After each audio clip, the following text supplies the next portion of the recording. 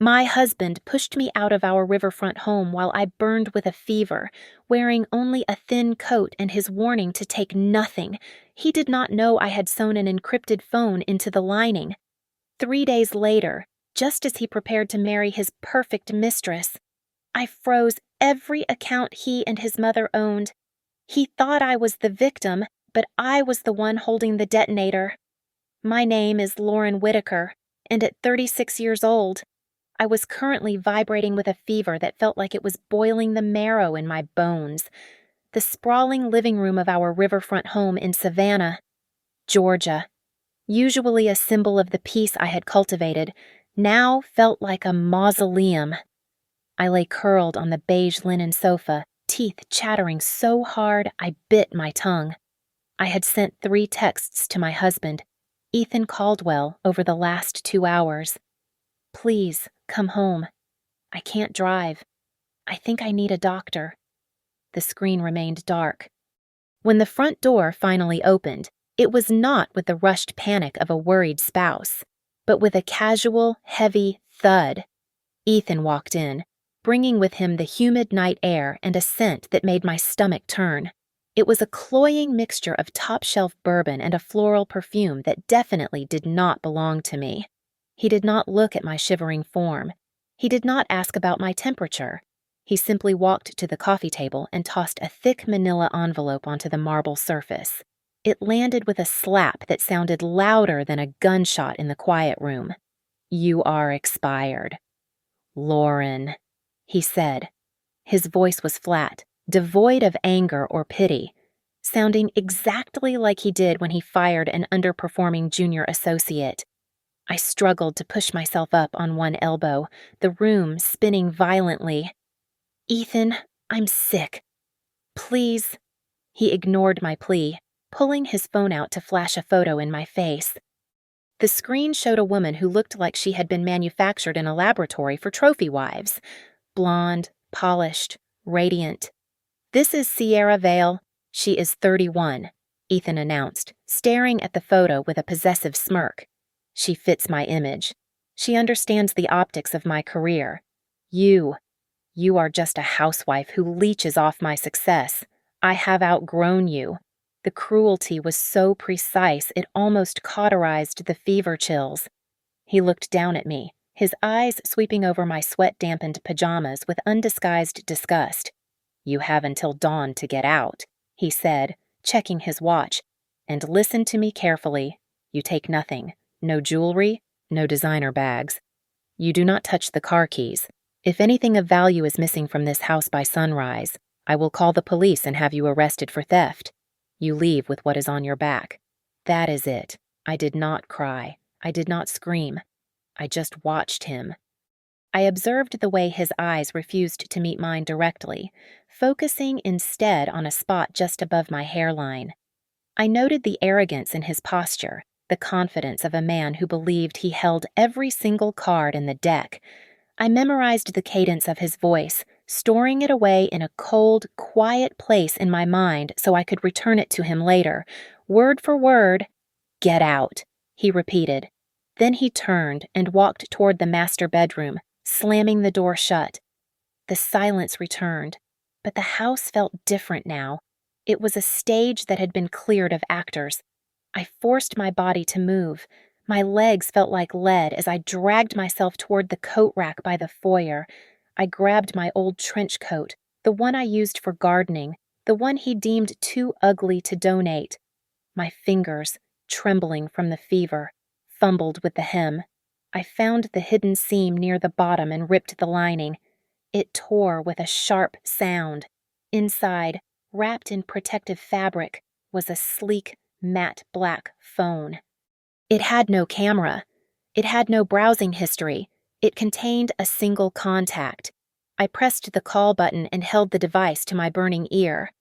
"Activate Protocol Glass Harbor," I whispered, my voice raspy and broken. "I have been removed from the residence. I need a clean extraction." There was no hesitation on the other end. The voice was female, calm, and hard as steel. "Confirmed." Vivian Cross replied, "Do not leave a trace." We will be there in 6 minutes. Exactly 6 minutes later, a black van rolled into the driveway. It moved in silence, headlights cut, engine barely a hum. On the side, a magnetic decal read Riverstone Home Services in unassuming white letters. It looked like an emergency plumbing vehicle, the kind that neighbors ignore at odd hours. 2 figures emerged from the back. They wore dark gray tactical gear, devoid of badges or patches. There was no urgency in their step, only terrifying efficiency. They did not speak to me. One stabilized my head while the other lifted me onto a collapsible stretcher with the ease of handling a duffel bag. This was not a medical rescue. It was an extraction. As they slid me into the back of the van, the sterile smell of antiseptic hit me, mixing with the scent of expensive leather. Sitting on a bench seat, illuminated by the blue glow of a tablet, was Vivian Cross. She did not look up immediately. Her fingers danced across the screen, finalizing commands. When she finally turned to me, her expression was void of sympathy. She was the CEO of my shadow empire, and tonight, she was on the clock. Health status, she asked. Her voice clipped. Exposure risk. Does he suspect anything? One of the operatives pressed an oxygen mask over my face. I took a greedy, ragged breath before pulling it aside slightly to answer. My throat felt like it was filled with glass shards. He thinks. I am nothing. I rasped, the anger burning hotter than the fever. He gave me until dawn. He thinks I am walking to a shelter. Vivian nodded once, satisfied. She tapped the screen again. We can initiate total lockdown immediately. We can freeze his cards, flag the house, and trigger the audit alerts within 10 minutes. I shook my head weakly. That was too fast. Too merciful. No, I whispered. Don't crush him yet.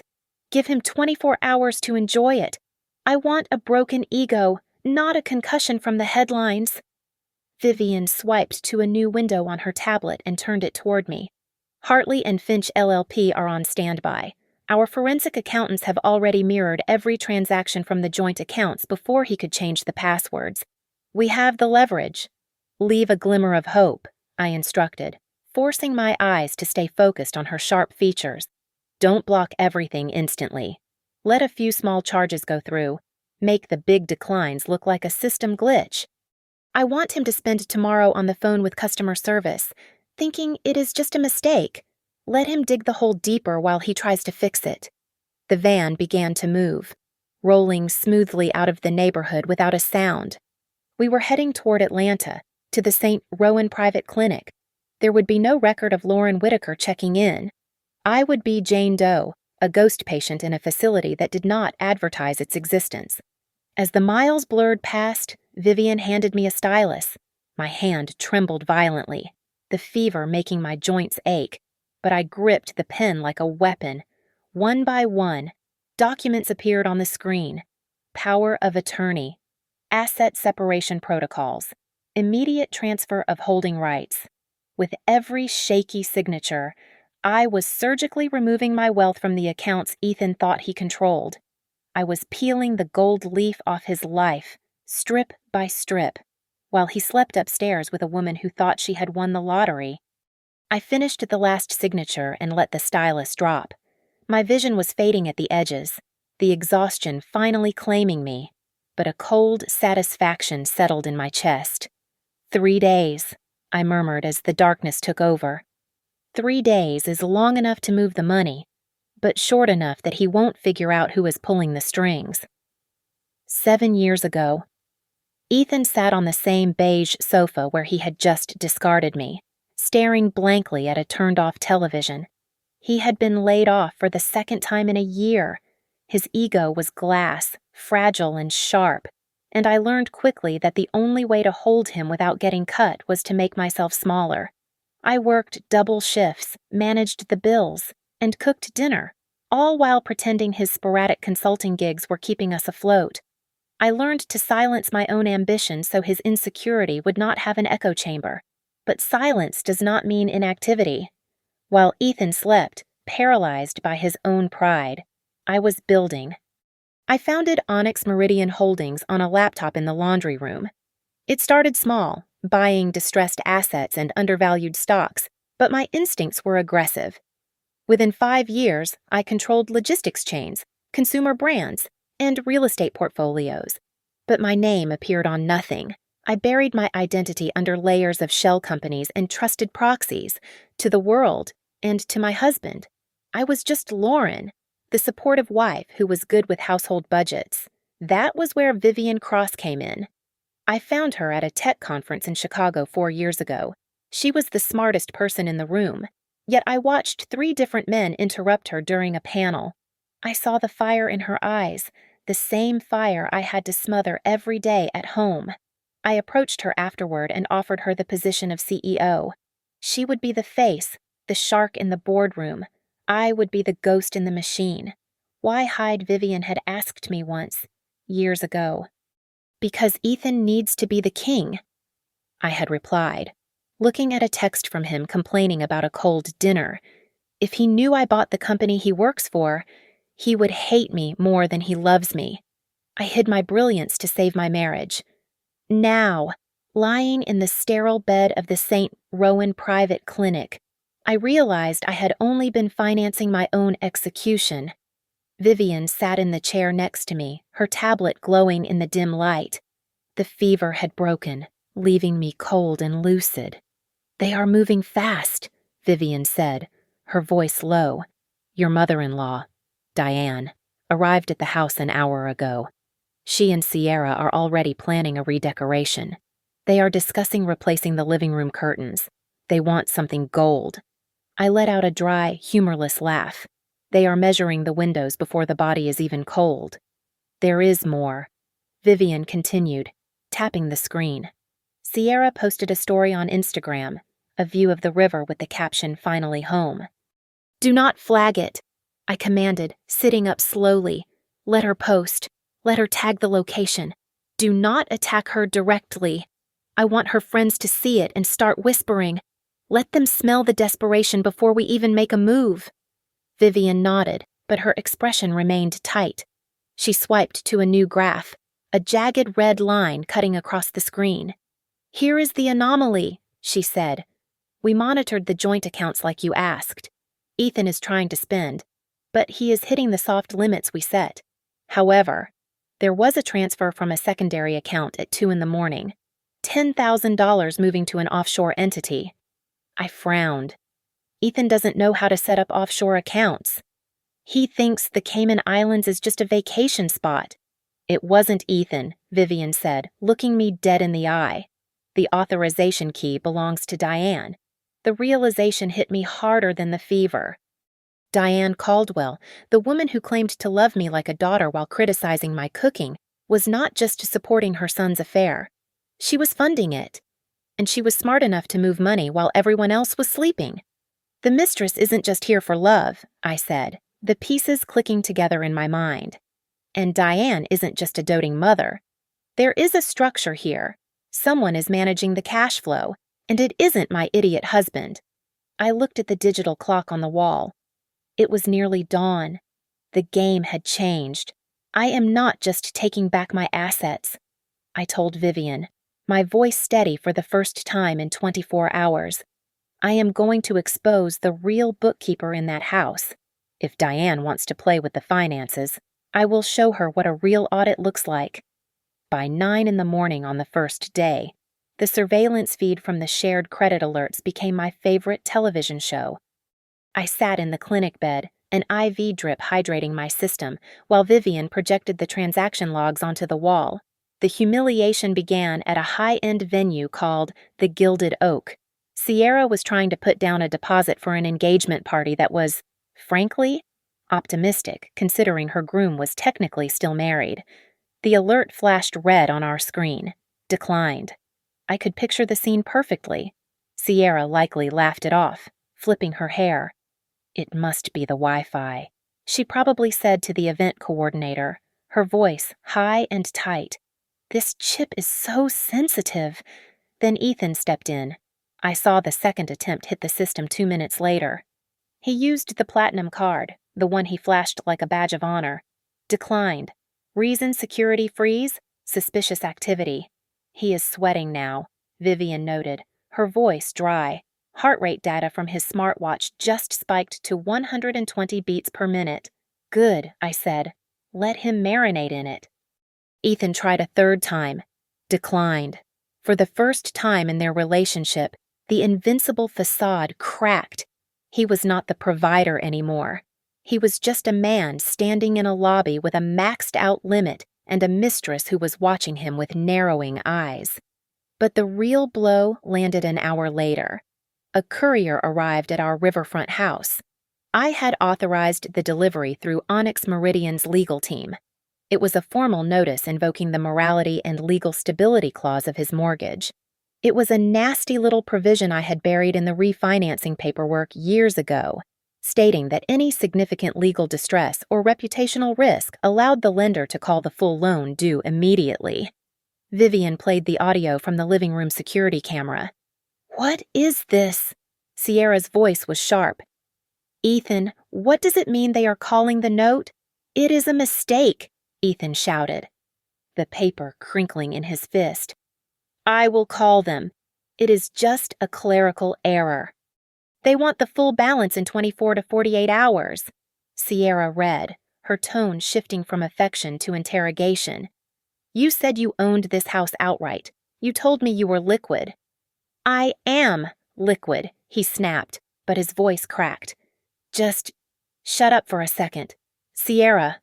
He rushed to the bank, but I had already closed that door.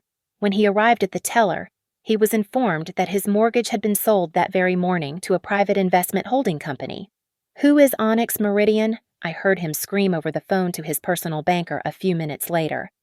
Give me a number. I want to speak to a manager. I am sorry. Mr. Caldwell, the banker replied, sounding terrified. They are a private holding firm. They do not have a public hotline. You have to communicate through their legal counsel. Desperate. Ethan played his last card. He called his mother. I watched the call log on Vivian's screen. He dialed Diane. The call connected. Mom. Listen, something is wrong with the accounts, Ethan stammered. Breathless. I need you to wire me $50,000 just to float the accounts until I fix this glitch with the bank. There was a pause. Then Diane's voice came through, but it was not the coddling tone he was used to. It was cold, distant. I cannot help you right now. Ethan, she said, I am dealing with my own matters. Do not drag me into your mess today. But Mom, I just need click. She hung up. Ethan stared at his phone, stunned. He did not notice the anomaly. Diane never hung up on him. She lived to rescue him. But today, she cut the line faster than a stranger. She was protecting something, and it wasn't him. Should we leak the foreclosure notice to the local business journal? Vivian asked, hovering over the send button. No, I said, taking a sip of water. Do not push it to the press yet. If he becomes a public victim, people might pity him. I want him to feel like he is failing in private. I want him to feel small. Then, the twist happened. A notification popped up from an old contact of Ethan's, a predatory lender he knew from his college days who now ran a legitimate bridge loan service. Ethan had reached out for a high-interest emergency loan. He found a lifeline, Vivian warned. The lender is willing to front him the cash to pay off the mortgage call. I leaned forward, studying the terms. Look at the collateral requirements. Vivian expanded the document. He needs a cosigner with grade A credit and unencumbered assets. He is going to ask Diane to sign. A slow smile spread across my face. This was perfect. Ethan was going to drag his mother back into the spotlight, forcing her to put her name and her hidden money on the line for him. Good, I said softly. Let him do it. Send him back to the real knife wielder. Let's see if Mommy Dearest loves him enough to risk her own stash. Back at the house, the surveillance feed showed Sierra acting less like a future wife and more like a looting pirate. She was alone in the master bedroom, the room that used to be my sanctuary. She was not crying over the potential loss of the home. She was auditing it. She moved through the room with frantic energy, opening drawers and checking under the mattress. Finally, she stopped in front of the wall, safe hidden behind a landscape painting. She hesitated, then punched in a simple 4-digit code. The lock chirped and swung open. She blinked in surprise.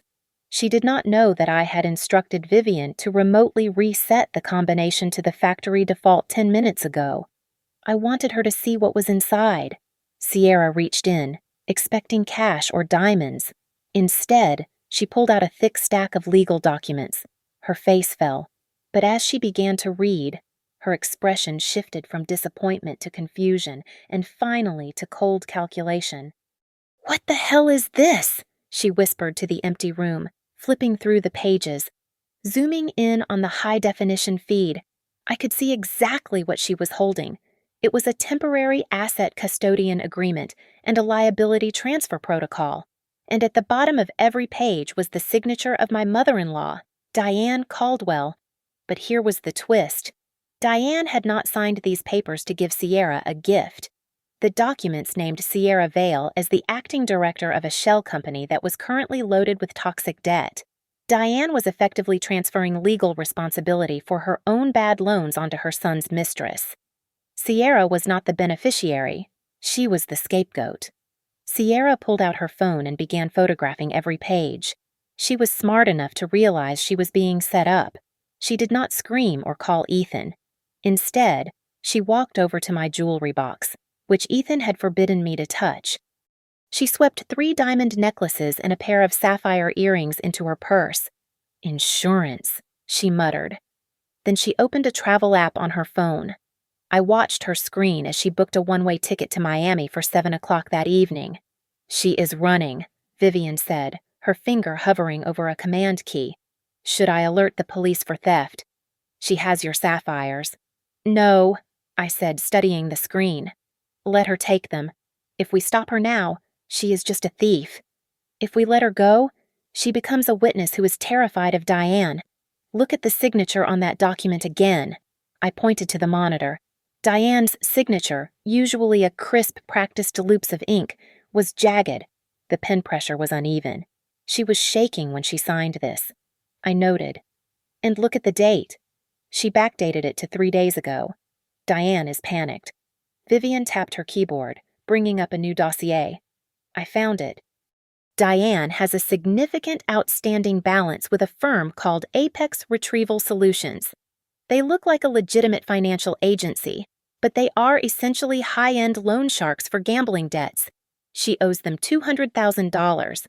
That is why she needs liquid cash, and that is why she is trying to dump the liability on Sierra. She is selling out her son's girlfriend to pay off her bookie," I said, feeling a cold admiration for the ruthlessness of it. "And Ethan thinks his mother is a saint." On the screen, the front door opened. Ethan walked in. He looked 10 years older than he had this morning. His tie was loosened, his hair disheveled. He saw Sierra standing by the bed and rushed to her, wrapping his arms around her waist. "It is going to be okay, baby," Ethan said, his voice thick with desperation. "I am fixing it. I just need a little time. Mom is going to help us." Sierra stood stiffly in his embrace. She did not hug him back. She looked over his shoulder, her eyes darting to her purse where the stolen jewelry and the flight confirmation lay hidden. "Yeah," Sierra replied, her voice flat. "I am sure she will." She pulled away from him, creating a physical distance that Ethan was too exhausted to notice. He sat on the edge of the bed, putting his head in his hands. "I just don't understand why everything is freezing at once." He groaned. "It feels like the world is against me." I watched him from my hospital bed, feeling the sedative finally start to mix with my adrenaline. "I do not need to destroy them individually," I told Vivian, closing my eyes. "I just need to let them think they can save themselves by drowning each other. Sierra will run. Diane will throw Ethan under the bus to save her own skin. And Ethan, he will be left holding the bill for all of it. The flight leaves in 4 hours. Vivian noted. "Let her board," I whispered. When Ethan wakes up tomorrow, he won't just be broke. He will be alone. By noon on the second day, the battlefield shifted from the domestic front to the corporate one. Vivian sat by my bedside, her fingers flying across her keyboard as she pulled up the shareholder structure of Hawthorne Ridge Dynamics, the consulting firm where Ethan built his entire identity. "The acquisition is complete," Vivian announced, her voice devoid of emotion. "Through a subsidiary, Onyx Meridian just purchased a controlling 25% stake in his company. We are now the largest single shareholder." I nodded slowly, adjusting the IV line in my arm. Trigger the compliance audit. An hour later, the feed from Ethan's office showed the result. He was called into human resources not for a promotion, but for a leadership risk assessment. In the corporate world, this was code for "we think you are a liability." They cited his sudden legal exposure and the foreclosure notice on his home as indicators of instability. To a man like Ethan, who measured his worth by his job title, this was a physical blow. He emerged from the office looking pale. He sat at his desk and tried to log into the main server, but the screen flashed red. "Access denied." He grabbed his desk phone and dialed IT, his voice trembling. "This is Ethan Caldwell. My login is down. I have a client meeting in an hour." "I am sorry." "Mr. Caldwell," the technician replied. "Your clearance has been suspended pending the HR review. You have email access only." Ethan slammed the receiver down. He was being stripped of his power, badge by badge. "He is panicked," Vivian observed. "Should we push for termination?" "No," I said, watching him loosen his tie with shaking hands. "Do not fire him yet. Let him think he can still save it. A drowning man will grab at anything, even a knife. I want him to make a mistake on paper." And he did. Desperate to secure the bridge loan he had found earlier, Ethan opened an email from the company's compliance officer asking him to certify that he had no outside financial entanglements with competitors or clients. He clicked "No conflict" and signed it digitally, despite the fact that he was currently begging a client's silent partner for emergency cash. "He just committed fraud," Vivian said, archiving the screenshot. "That creates cause for termination without severance." Just then, his cell phone buzzed. It was Diane. I signaled Vivian to amplify the audio. "Ethan!" Diane's voice came through, softer than before, almost conspiratorial. "I found a way. I can help you with the cash flow, but I need you to do something for me first." "Anything, Mom," Ethan whispered, huddled in the corner of his office. "I am drowning here. I have a property," Diane said hesitantly. "A rental home in Charleston. I need to refinance it to pull the cash out for you. But because of my credit score, I need a cosigner on the deed." Ethan froze. "You own a house in Charleston. Since when you told me you were renting your condo?" "That does not matter," Diane snapped, her tone hardening. "Do you want the money or not? If you sign, I can wire you the funds by tomorrow." I watched Ethan's face. He was confused, hurt that his mother had hidden assets from him, but his desperation was louder than his logic. He did not realize she was not saving him. She was dragging him into the pit with her. If he co-signed, he would be liable for her debts when she inevitably defaulted. "Okay," Ethan said, his voice defeating. "Send the papers. I will sign." "He is taking the bait," Vivian said. "He is going to absorb her debt. Let's give him one final push." I said, "Make him believe there is a way out that doesn't involve his mother." I dictated a text message to be sent to Ethan's personal number from an untraceable burner account. "Mr. Caldwell, we represent the new majority shareholder of your debt. We understand there is a dispute regarding your assets. We are willing to discuss a settlement before legal action escalates. Meet us at the Onyx Meridian Tower. Tomorrow, 9 o'clock. On the screen." Ethan read the text. His eyes widened. He sat up straighter, adjusting his jacket. He thought this was a lifeline.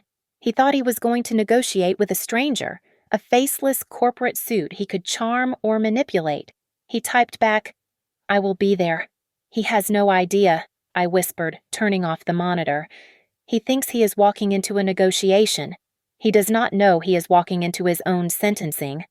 The secure phone on my bedside table vibrated with a rhythm I had not felt in years. It was a direct line channel I kept for only a handful of people, mostly women I had silently funded when the banks turned them away. I picked it up to see a message from Elena, a tech founder in Silicon Valley whose startup I had saved from bankruptcy 5 years ago. I heard about the acquisition of Hawthorne Ridge. The timing feels like you. Are you okay? It was a simple question, but it carried weight.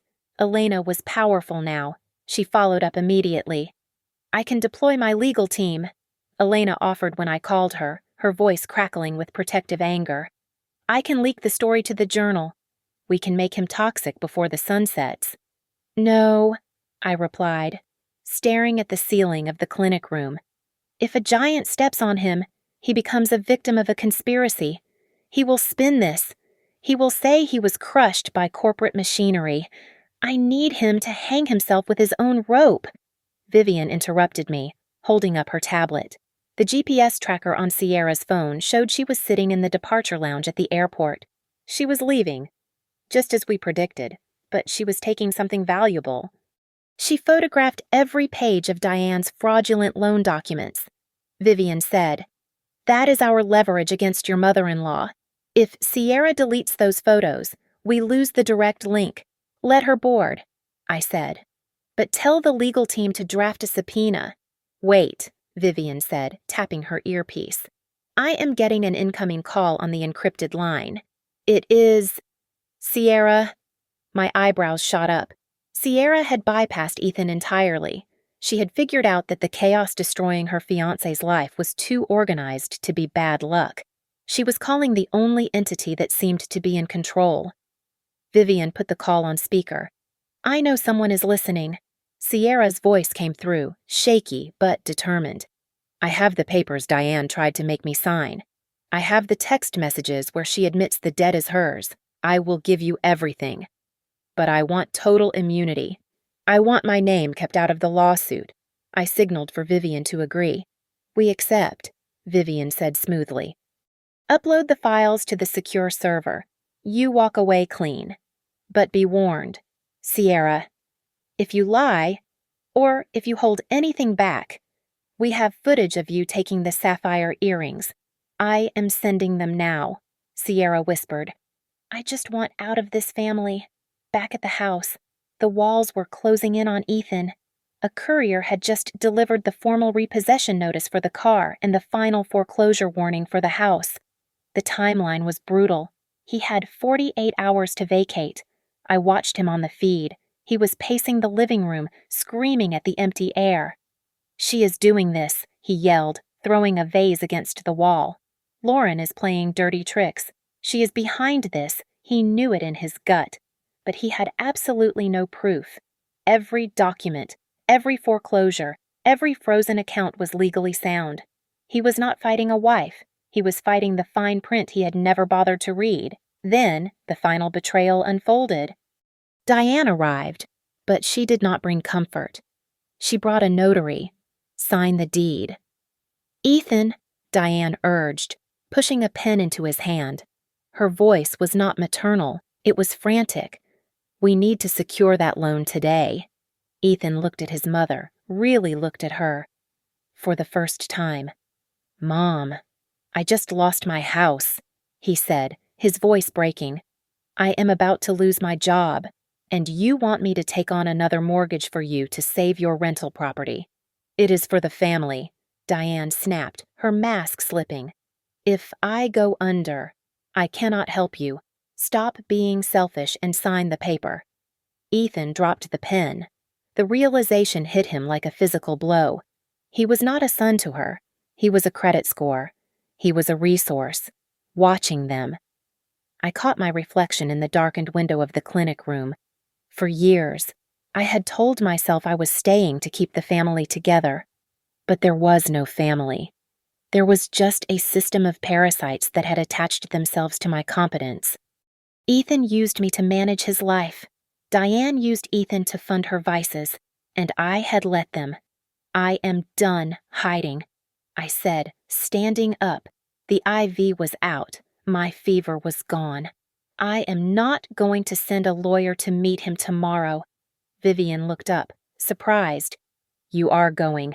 Yes, I said. I want to be the one to close the file. The meeting is set for 9 o'clock, Vivian confirmed. Lobby of the Onyx Meridian Tower in Savannah. I nodded, smoothing out the invisible wrinkles on my hospital gown. It was fitting. That tower was the crown jewel of my portfolio, a building Ethan drove past every day, dreaming of working inside. He did not know that the name on the building was the same one on his marriage license. Prepare the conference room, I ordered, and make sure the security team knows to let him in. I want him to walk all the way to the center of the trap before he realizes who built it. The morning of the third day did not bring sunlight. It brought the asset recovery team. They did not arrive with sirens or flashing lights. They arrived with the terrifying silence of legal inevitability. From the security feed on my tablet, I watched 3 SUVs pull up to the curb of the riverfront house. Men in dark suits stepped out carrying clipboards and rolls of yellow tape. They moved with a synchronized efficiency that made it clear this was not a negotiation. It was an eviction. Ethan opened the door before they even knocked, his face a mask of sleepless rage. He tried to block the threshold with his body, shouting something about rights and trespassing. The lead agent simply held up a court order stamped with the seal of the state of Georgia. Mr. Caldwell, the agent said, his voice carrying clearly over the audio feed. This property is now under the conservatorship of the lender. You are trespassing. This is my house, Ethan screamed, grabbing the door frame. You can't just throw me out. We can, the agent replied calmly. And we are. You have 5 minutes to vacate the premises. Ethan turned to run back inside, likely to grab his laptop or the cash he kept in his desk. But the agent stepped in front of him. I am afraid not. Sir? The agent said, blocking his path. The contents of the home are currently part of the lien. You leave with what is on your person. Nothing else. I sat back in my chair, feeling a cold shiver of satisfaction run down my spine. It was the exact sentence Ethan had spat at me 3 nights ago. The universe was not just balancing the scales, it was slamming them down. Ethan stumbled out onto the porch, wearing wrinkled slacks and a dress shirt stained with coffee. He looked up and froze. The neighbors were watching. Mrs. Higgins next door had stopped watering her hydrangeas. The jogger across the street had slowed to a walk. These were the people Ethan had preened for, the audience he performed for at every block party. Now, they were watching him be discarded like trash. He fumbled for his phone, his hands shaking violently. I knew who he was calling. He dialed Diane. It went straight to voicemail. He dialed again. Voicemail. Pick up. Mom, please pick up. He begged into the receiver, but Diane was not going to pick up. My intel showed she had left the state 2 hours ago, driving north in a rental car paid for with cash. She had realized the ship was sinking, and she had shoved her son off the deck to save herself. The betrayal on Ethan's face was total. The woman he had chosen over me had abandoned him the moment the check bounced. Then came the second blow. A text message notification pinged on his phone. It was from Sierra. I do not love a man who is about to be bankrupt. Don't contact me. Ethan stared at the screen. He did not look heartbroken. He looked horrified. He was realizing that he was never a person to them. He was a resource, and that resource had run dry. Just as he stood there, stripped of his home, his mother, and his mistress, his phone buzzed one last time. This one was from me, though he did not know it. Do you want to know why this is happening? Come to Onyx Meridian Tower. He looked up from the screen, his eyes scanning the street as if looking for a sniper. He needed a target. He needed someone to blame for this humiliation. He ran to his car, which was parked in the driveway. The recovery team let him take it because the repossession order for the vehicle would not trigger for another hour. He tore out of the driveway, tires screeching, heading toward downtown Savannah. I tracked his movement on the map. As he merged onto the highway, I signaled Vivian to execute the final professional severance. Ethan was driving aggressively, likely rehearsing the yelling match he planned to have with whoever was at the tower. Suddenly, his phone lit up with a system alert from Hawthorne Ridge Dynamics. Account disabled. Remote wipe initiated. No, no, no, no. I heard him shout inside the car cabin. He tapped frantically at the screen, but it was too late. His work email, his calendar, his client list, everything that proved he was a successful consultant vanished. In the span of a 20-minute drive, he had gone from a homeowner with a career to a homeless man with an empty phone. When he arrived at the Onyx Meridian Tower, he looked small. The building was a monolith of glass and steel, rising high above the city, reflecting the morning sun. Ethan walked into the lobby, and the air conditioning hit him like a wall of ice. The space was silent, smelling of expensive lilies and polished marble. He walked toward the front desk, but the security guard simply pointed toward a private elevator that stood open, waiting for him. He stepped inside. He was shaking. He felt like an intruder in a world he desperately wanted to belong to. He had no idea that the person who built this world was the same woman he had called a leech. The elevator rose smoothly, counting up the floors. 40, 50, 60. When the doors slid open, there was no reception desk. There was only a long hallway leading to a set of double glass doors. Ethan stepped out, his footsteps echoing on the floor. He walked toward the doors, pushed them open, and froze. I was waiting. I stood out of the private elevator, and the click of my heels on the marble floor echoed through the silent hallway. I was no longer the feverish woman in dirty pajamas shivering on a sofa. I was wearing a tailored black suit that cost more than Ethan's car, and on my lapel, a small silver pin glinted under the recessed lighting. It was the geometric logo of Onyx Meridian, minimalist, sharp, powerful. Ethan looked up from where he was standing near the glass doors. His eyes widened, scanning me from head to toe, trying to reconcile the wife he had discarded with the executive standing before him. The arrogance that had defined him for our entire marriage evaporated, replaced by a frantic, sweaty desperation.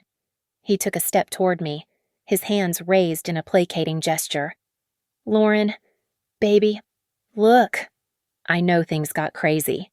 He stammered, his voice cracking. I was under so much pressure with the mortgage and the job.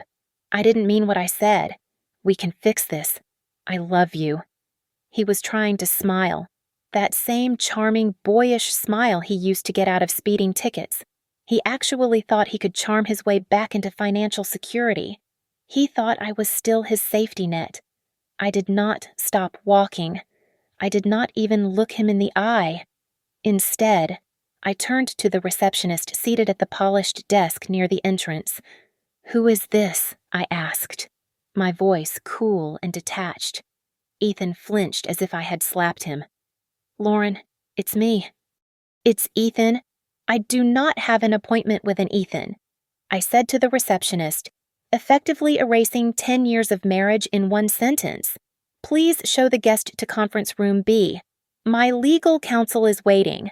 I walked past him into the glass-walled room, leaving him to scramble after me like a scolded child. Inside, a team of lawyers from Hartley and Finch sat around a long table. They did not stand up when Ethan entered. They simply opened their binders. Ethan collapsed into a chair, looking between the lawyers and me. "What is this? Are we doing a divorce settlement here?" "This is not a settlement, Mr. Caldwell," the lead attorney said, sliding a thick file across the mahogany table. "This is an autopsy of your life." The attorney opened the file. Photographs of him and Sierra entering hotels.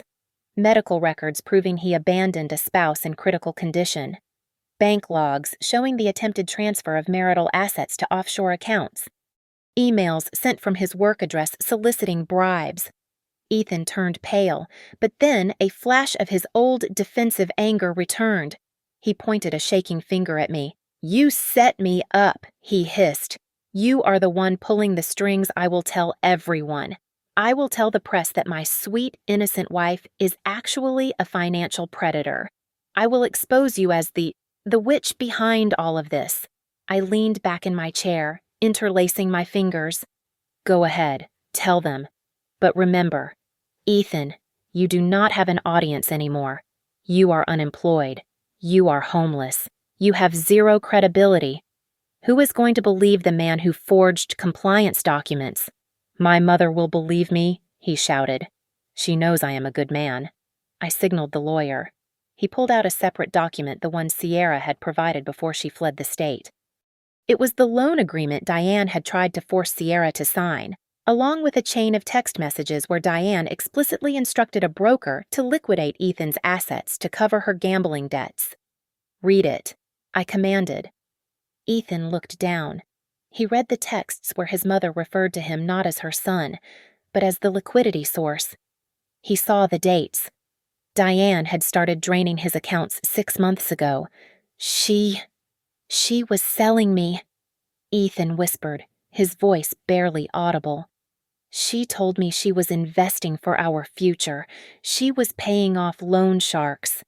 "Ethan," I said, my tone clinical. "She started the fire, and then she convinced you to burn down your own house to keep her warm." "She did it for the family," Ethan cried out, tears welling in his eyes, desperate to defend the last person he thought loved him. "She made a mistake, but she did it for us." "What family?" I asked, leaning forward, my voice dropping to a dangerous whisper. "The family that left me to die of a fever on a couch. The family that tried to steal my retirement fund to pay for a roulette addiction. That is not a family. That is a crime syndicate. And they used me as the scapegoat." I pushed a single sheet of paper toward him. "This is your only way out," I said. "It is a full admission of financial misconduct and a waiver of all claims to marital assets. You sign this, and I agree not to sue you for corporate defamation. I also agree not to pursue the illegal bridge loans your mother took out in your name. If you do not sign, I hand the dirty loan file to the FBI." Ethan picked up the pen. His hand was trembling so violently the tip tapped against the paper. He looked at me, pleading silently for mercy, but he found none.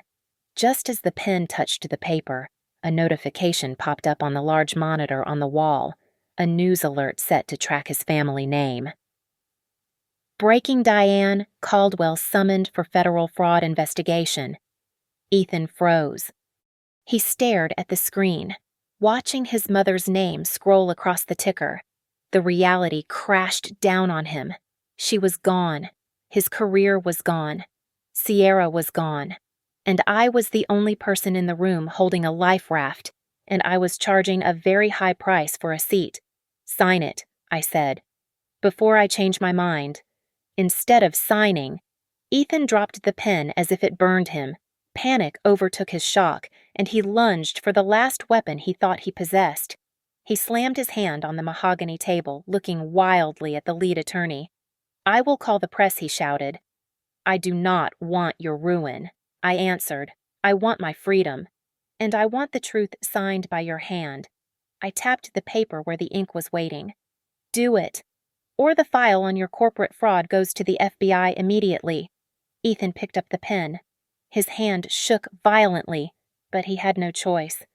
He signed his name, once, twice, 3 times. With every signature, he was legally dismantling the life he had built on my back. He admitted to the theft. He admitted to the affair. He admitted to the fraud. When he finished, he pushed the stack toward me, defeated. "Is that it?" he whispered. "One more thing," I said. I pulled a final document from my folder. It was a permanent restraining order and a complete financial severance agreement. It stated that I would never again cover a debt, pay a bill, or provide emergency funds for him or his family. I signed it quickly, the ink dark and permanent. I stood up, smoothing my suit jacket. Ethan looked up at me, his eyes red and hollow. "I loved you once, Lauren," he said, his voice weak. I needed help. Why did you have to break me? I looked at him, feeling absolutely nothing. The anger was gone. The hurt was gone. There was only the clarity of a balance sheet that had finally been zeroed out. I didn't break you, Ethan, I said, my voice steady. I just stopped carrying you. I turned and walked out of the glass room. I did not look back. I heard the heavy door click shut behind me, sealing him inside with his choices. Through the glass, I could sense him sitting there alone, realizing that the world was not going to stop to comfort him. The receptionist was still typing. The elevators were still moving. The city below was still turning. I walked down the long, bright hallway toward the private elevator. The morning sun flooded through the floor-to-ceiling windows, warming my face. I reached into my pocket and pulled out the encrypted phone. I powered it down, watching the screen fade to black. The war was over. I stepped into the elevator and pressed the button for the lobby.